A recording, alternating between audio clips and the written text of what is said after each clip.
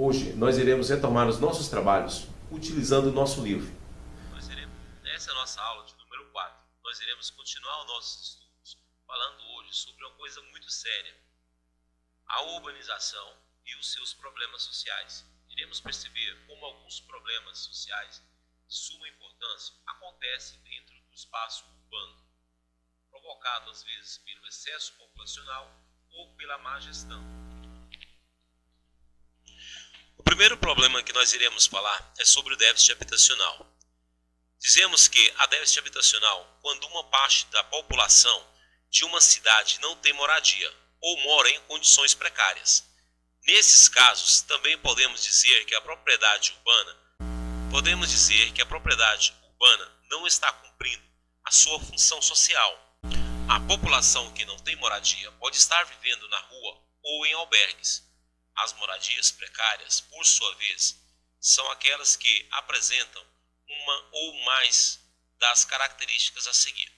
Ou seja, quando nós temos uma determinada situação aonde não encontramos a função social, os que atender bem à população, nós iremos dar de cara com um problema social. Entre os problemas que geram o déficit habitacional, nós temos vários. Alguns foram destacados no livro para que nós possamos compreender melhor. Primeiro, para ser considerado, olhem bem, déficit habitacional, tem que ter uma ou mais características a seguir. Não tem parede de alvenaria, ou seja, uma casa que não é construída de tijolo, nem de blocos, nem de concreto, ou de madeira própria para a sua construção. Nós iremos encontrar situações assim, principalmente em áreas mais carentes, naquelas casas feitas de lata, às vezes até mesmo de papelão. Nós temos vários exemplos assim no Brasil. Segundo, tem uma quantidade grande de pessoas para o tamanho da casa ou dos cômodos. Ou seja, quando nós temos uma casa pequena e nós temos uma família ou duas ou até mesmo 3 famílias morando na mesma casa.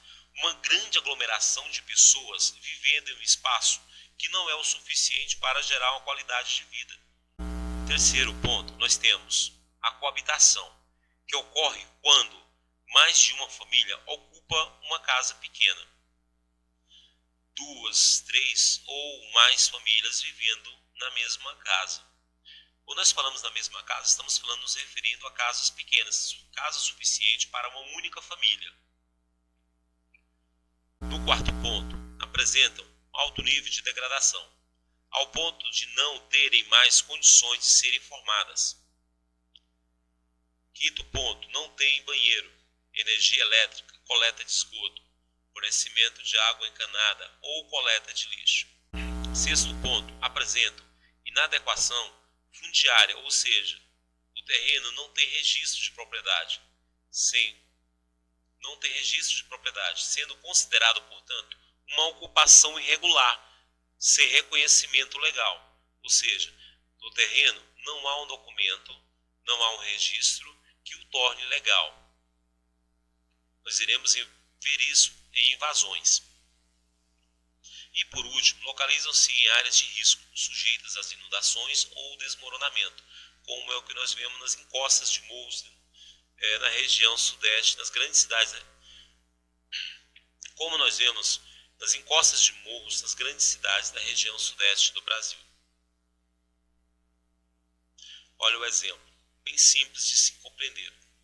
A grande aglomeração de pessoas, de famílias, gerando sempre um estado, uma situação, entendeu, que não é legal.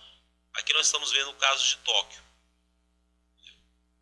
onde há uma aglomeração de pessoas enorme vivendo em um espaço pequeno. O déficit habitacional, por região no Brasil, ele ocorre de forma diferente. Ele não é o mesmo. Nós iremos perceber que esse déficit habitacional ele é muito maior na região sudeste. Só que lembrando que nós temos que levar em consideração que na região sudeste é onde nós iremos encontrar a maior parte da população brasileira.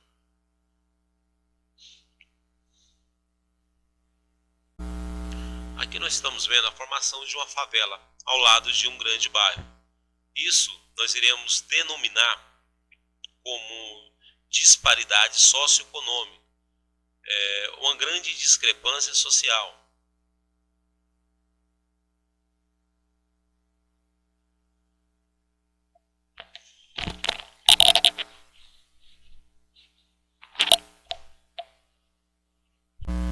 Na imagem apresentada, poderemos perceber com muita clareza que é uma segregação socioespacial, ou seja, uma separação da sociedade provocada de forma direta pela construção, onde nós iremos encontrar favelas ao lado de prédios de alta classe.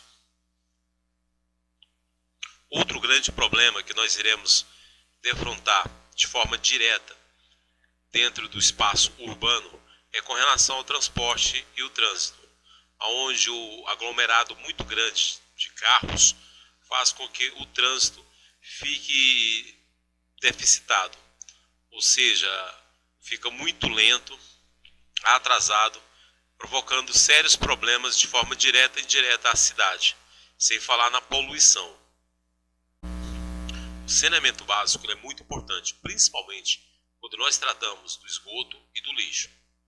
Nas áreas urbanas, as águas residuais são domésticas, ou seja, aquelas que após o uso humano apresentam contaminantes, ou das fábricas, que podem conter produtos tóxicos.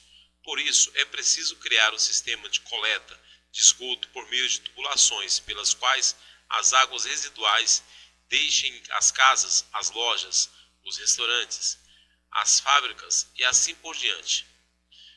Para onde vai toda essa sujeira? Em locais pouco atendidos pela administração do município, nos quais falta infraestrutura, o que normalmente acontece é o acúmulo de esgoto nas ruas e em todas as casas. No Brasil, grande parte do esgoto coletado ainda é simplesmente lançado em córregos, rios, lagos e mares, o que contamina as águas. O tratamento de esgoto é fundamental para a saúde da população, pois nesse processo a maior parte dos poluentes é retirado, evitando desse modo a contaminação do corpo d'água. O que nós podemos perceber aqui é a grande importância que poucas cidades acabam dando ao saneamento básico. Sem um saneamento básico não tem como haver desenvolvimento nem qualidade de vida. Aqui nós temos um pequeno mapa mental, onde nós iremos poder compreender um pouco mais a importância da cidade. Na cidade nós iremos encontrar a área urbana. Quais são os critérios utilizados para definir uma área urbana? Densidade demográfica, número de habitantes, atividades predominantes. Na área urbana nós iremos encontrar o município e ao redor do município a área rural. A cidade, ela tem um poder municipal, ou seja, são as pessoas designadas para cobrar os impostos e para construir infraestruturas. A administração da cidade, ela é feita pelo Estatuto da Cidade e depende completamente do plano diretor.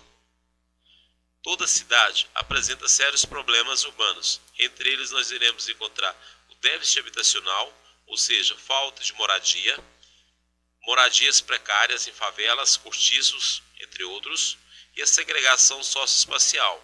Iremos encontrar o saneamento como sério problema para a coleta e tratamento de resíduos, como o esgoto e o lixo, e o trânsito e a mobilidade urbana.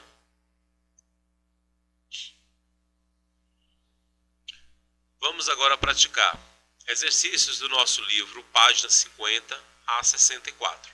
Correção na próxima aula. Aproveitem bem.